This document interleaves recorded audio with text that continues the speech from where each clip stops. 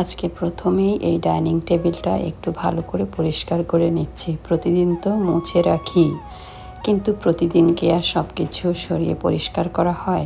আজকে টেবিলের কাপড়টা সরিয়ে দেখি তার উপর একটু একটু ধুলো জমেছে, আর চেয়ারগুলো সরানো তো আরও ভালো বোঝা যায় যে এখানে কি পরিমাণ ধুলা জমতে পারে। আসলে প্রতিদিন তো চেয়ারের ফাঁকে আনাচে কানাচে এভাবে পরিষ্কার করে বা দেখা হয় না। চেয়ারগুলোর ফাঁকে ফাঁকে বেশ ভালোই ধুলো পড়ে আছে, বাইরে থেকে দেখলে কিছুই বোঝা যাচ্ছিল না। তাই ভাবলাম আজকে একবার সময় নিয়ে সব কিছু ভালো করে পরিষ্কার করেই ফেলি।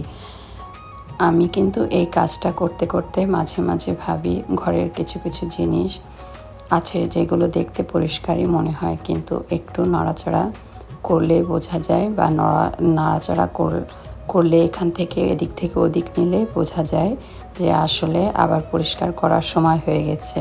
এই যেমন এই টেবিলটা প্রতিদিন খাওয়ার পর মুছে রাখি, তারপরও 2-3 দিন পর পর এভাবে ভালো করে পরিষ্কার না করলে কেমন যেন একটা অস্বস্তি লাগে।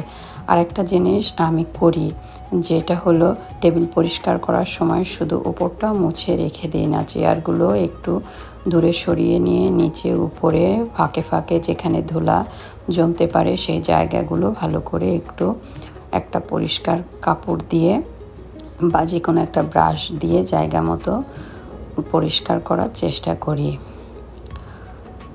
এই কাজগুলো করতে করতে সময় কিন্তু বেশ চলে যায়। ভাবছেন হয়তো টেবিল পরিষ্কার করতে আবার এত সময় লাগে কেন? আসলে ভিডিওতে যতটুকু দেখছেন তার বাইরেও তো জিনিসপত্র সরানো, মোছা, আবার সব জায়গা মতো রাখা, সব মিলিয়ে বেশ সময় লাগে। তবে আজকে তাড়াহুড়া করছিলাম না, তাই একটু সময় নিয়ে কাজটা করলাম। এই টেবিলটা পরিষ্কার করার পর এখন সত্যিই ভালো লাগছে। খুব বড় কোনো পরিবর্তন না, কিন্তু নিজের চোখে পরিষ্কার দেখলে একটা ভালো লাগে, শান্তি লাগে। আর আমার মনে হয় ঘরের কাজের সবচেয়ে মজার ব্যাপার হলো একটা কাজ শেষ না করতেই যখন আর একটা কাজ সামনে এসে দাঁড়ায়। এই তো একটা টেবিল পরিষ্কার করতে আসলাম, এর মধ্যে মনে হচ্ছে ওই পাশটা মুছে নিই, এই পাশটা একটু গুছিয়ে রাখি, এটা একটু সরিয়ে দিই, ওইটার নিচেরটাও পরিষ্কার করে দিই। এভাবে একটা কাজ থেকে আর একটা কাজ বের হয়ে যাচ্ছে। তো যাই হোক, আজকে ডাইনিংয়ের টেবিলের কাজটা মোটামুটি শেষ করে এবার চলে আসছি অন্য একটা কাজে। আসসালামু আলাইকুম আমার প্রিয় আপুরা, কাছে দূরে দেশ অথবা প্রবাস, যে যেখান থেকেই আমার ভিডিওটা দেখছেন, আশা করি আল্লাহর রহমতে আপনারা সবাই ভালো আছেন। আমিও বেশ ভালো আছি আপনাদের দোয়ার। ভিডিওর এই পর্যায়ে আমি আপনাদের কাছে একটা অনুরোধ করছি, প্লিজ আপুরা এখনও যারা আমার চ্যানেলটি সাবস্ক্রাইব করেননি, প্লিজ একটা সাবস্ক্রাইব করে আমার এই ছোট্ট চ্যানেলের একজন সদস্য হয়ে যাবেন। আপনাদের একটা লাইক, একটা কমেন্ট আর একটা শেয়ার আমার জন্য অনেক বড় অনুপ্রেরণা, যা আমাকে প্রতিদিন নতুন নতুন ভিডিও নিয়ে আপনাদের সামনে আসার অনুপ্রেরণা যোগায়। তো যাই হোক, এই যে ডাইনিং টেবিলের গোছগাছের কাজটা এরই মধ্যে শেষ হয়ে গিয়েছে। কিছুদিন আগে আমি জাপানের শিন একটা অনলাইন শপ আর কি, সেখান থেকে কয়েকটা জিনিস অর্ডার করেছিলাম, মানে কিছু কসমেটিক অর্ডার করেছিলাম। সেগুলো হাতে আসার পর আজকে একটু দেখছিলাম আর প্যাকেট থেকে খুলে বের করছিলাম। আমি শিন যে অনলাইন শপটা আছে ওখান থেকে মাঝে মধ্যে বিভিন্ন কসমেটিক বা প্রয়োজনীয় জিনিসপত্র অর্ডার করে থাকি। আলহামদুলিল্লাহ বেশ ভালোই আসে প্রোডাক্টগুলো। আজ পর্যন্ত আমার কাছে কোনো খারাপ প্রোডাক্ট আসেনি। অনলাইন শপ মানে ভালো খারাপ মেলায় হয়, তবে এই শিনের প্রতি আমার 100% আস্থা আছে। আজ পর্যন্ত কখনো কোনো দিন আমার কাছে কোনো খারাপ প্রোডাক্ট আসেনি। আমি ছবিতে যেভাবে দেখেছি সেভাবেই আসে। তবে একটা ব্যাপার আমি সব সময় খেয়াল করি, যে কোনো কসমেটিক বা যে কোনো দ্রব্যে ব্যবহার করা জিনিস অর্ডার করলে আগে নিজে ব্যবহার করা উচিত। কারণ অনলাইনে ছবি দেখে তো অনেক কিছু সুন্দর লাগে, কিন্তু হাতে পাওয়ার পর আসলে কেমন সেটা তো ব্যবহার না করলে বোঝা যায় না, তাই না প্রিয় আপুরা আমার? আর আমি যেহেতু আমার পেজেও এইসব জিনিস নিয়ে মাঝে মাঝে কাজ করি, তাই নিজের ব্যবহার না করে আপনাদের কিছু বলতে আমার ভালো লাগে না। আগে আমি নিজে ব্যবহার করে দেখি আমার কাছে কেমন লাগছে, ব্যবহার করতে কেমন লাগছে, জিনিসটা আসলে যতটা ভালো মনে হয়েছিল ততটা ভালো কি না এসব দেখার পর তারপর আপনাদের সামনে আমি রিভিউ দিয়ে থাকি।